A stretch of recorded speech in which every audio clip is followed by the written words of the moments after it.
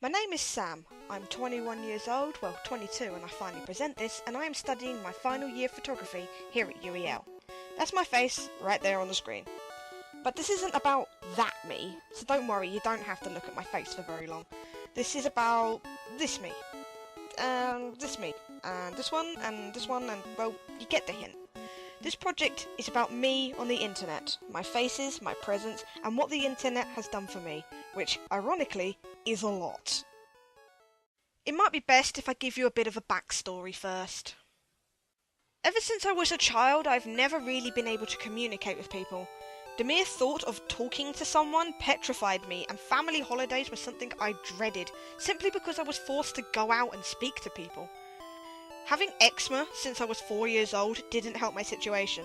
My scabby skin used to repel a lot of kids. Their looks of disgust and general whispers behind my back about my plague put me right off when I came to talking to anybody. So I spent a lot of time inside. At one point I started making myself sick just to stay home from school, away from everyone, because I couldn't face the rumours, bullying and people staring at me. My mother eventually noticed and took me to the doctor, who explained that I suffered from social anxiety, which, in turn, was leading me to becoming antisocial and generally awkward around people.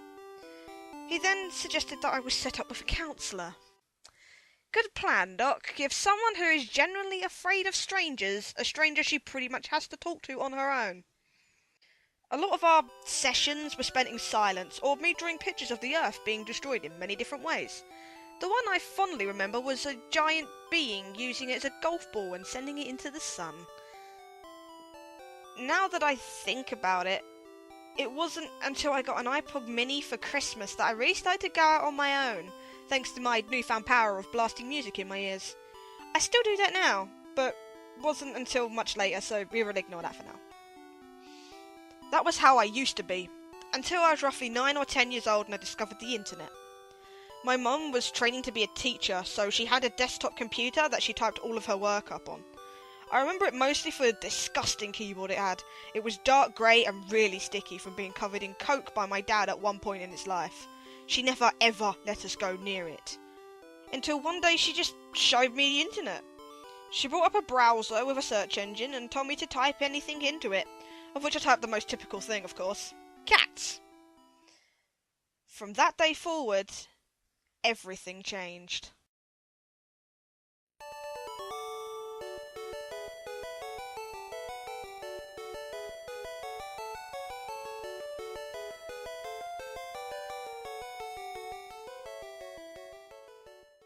With the internet now at my disposal, I started to have a reason to communicate with people. Even if the main thing I did was look up cute pictures of kittens and Pokemon facts, which I then printed out and traded with other kids for cards. I kept doing this until year 5 when they were swiftly banned from my school. One of the main websites I used to go on at this point was Funny Junk. As the name suggests, it was full of funny photos that I printed out for people. I had a friend named Emily at this point. She was like my sidekick and would help me give out images. She was the only person I considered a friend. Everyone else were just like my clients, except no money was exchanged. Then one night, I got my first email address. I had seen the word on Funny Junk, but I had no idea what it was. My sister was much more in with the tech crowd at the time and already had an email address, so she sat me down and made me one. To this day, I still use it as my primary email. At some point around here, my dad finally pulled me out of my school and put me into a new one after witnessing me being bullied firsthand. I met a new friend who showed me the first social site I ever went on, Neopets. This is where my first username came in, which I used for several other websites. The first name I ever used was MadSam123. Originally I wanted Mad Sam or Sam Mad, but they had been taken and Mad Samantha just didn't have the same ring. Plus, I was starting to enter a phase in my life where I hated my name, so I demanded that everybody called me Sam. This was my first online identity. The pets I had on the site weren't important to me, and I mostly went on to play games and explore the site's world map. I never touched the forums though. I didn't know what a forum was, so I thought it would be best if I just avoided it. The account still exists now to my knowledge, but the password and login details have been lost to time. I was young, I didn't know anything about trying to make a strong password, and my sister insisted that I lied about my date of birth. Some rubbish she told me about people being able to steal your entire identity using just your birthday. I used to think she was so smart with her amazing internet knowledge, but now I just think she was an idiot. Then, my mum went and did something amazing. She bought me my very own laptop. I named him Leo, and he was the first thing I ever owned that was completely mine. Not shared with my siblings, not my mother's, mine. Due to how long I've already waffled on for, we're going to skip quite a bit, so I'll just quickly sum up the key points. My online identity grew as I discovered new websites. One of them was Habbo Hotel, where I decided to have a male avatar, and I acted this out. Doing so changed my mentality in the real world too, and helped me finally break away from my fake friends. I also got scammed and hacked for the first time on this site, so I guess it's also where I learnt not to be stupid with my login details. I created several new personas, including my first variation of Samchu, who started off as a Pikachu in a hoodie for a one-off story. But soon she became her own character, and now she's a knockoff Raichu, my mascot for Rhett's Gaming Days, a gaming business I'm starting with my housemates. I started writing fanfiction about Transformers and putting them up on fanfiction.net under the alias of Airstrike. Writing was very important to me. One of the main fics I wrote was called A Normal Day, and it totaled 140 pages. Getting reviews of my writing online helped boost my self-confidence. Learning that I had some sort of talent was a big eye-opener to me. And finally, I stepped into the world of photography. It happened during a family holiday to Butlins. My mother noticed how reluctant I was to leave the chalet and participate in any group events, so she gave me her 4.1 megapixel camera and a blank memory card and just told me to wander off and take photos. We have now come to the final website I want to talk about, YouTube. I was watching a video one day and decided to leave a comment on it. Loads of people had already said about their OCs in their messages, so I did the same. I wasn't expecting someone to reply to my comment though. Someone named Toa Veka responded, saying my character sounded interesting.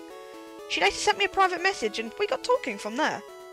Private messages soon turned into emails. Emails soon became instant messenger, and the next thing I knew we were role-playing. I had already done a little bit of role-playing on MySpace after I'd stumbled into the chat rooms, but nothing like this. RPing soon became my life, and through it I started to come out of my shell, not only to Toa Veka, but in the real world too. During this time I created Subject 5am, a human-looking Cybertronian created by Decepticons to spy on the Autobots and infiltrate their base. She was me, and as I developed, so did she. Over time, Toa Veka introduced me to two new people, Tasha and Raven. We all became really close friends and roleplayed for hours on end. There was always someone online due to the different time zones, and we were all pretty much nocturnal by this point. My characters became more refined, and with the help and input from my online friends, I learned more about writing and character development, and my characters became more personalised as I became more creative. Subject 5am evolved with me, and became Commander 5am as I got more engrossed in the roleplays. To this day, she's still my top used persona.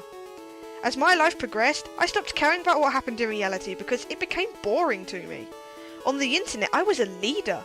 I was on par with Optimus Prime when it came to the power I had.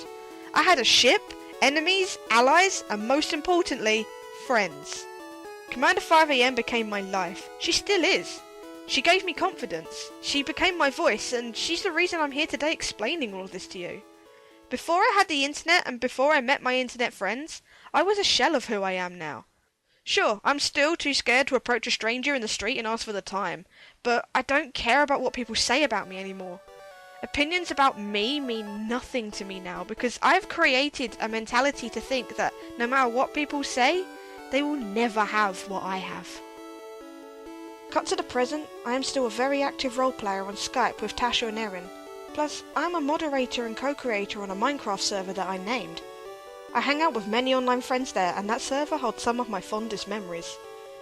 Myself and Raven recently got together, which some people find weird seeing as we're both asexual, but we know how it works. We also still roleplay a lot, and we're going to be starting a story series soon. And this is where I am now. So say what you want about me, but I have an army. They might not be real or live in this country, but they're real enough for me, and no matter what you say, they will always be there to listen, take the pain, and turn it into something glorious. So that's the end of our little journey through my internet life. Now, if you'll excuse me, I have to make sure Cannonball hasn't knocked out one of the medics again. Thanks for listening to my presentation. Any questions?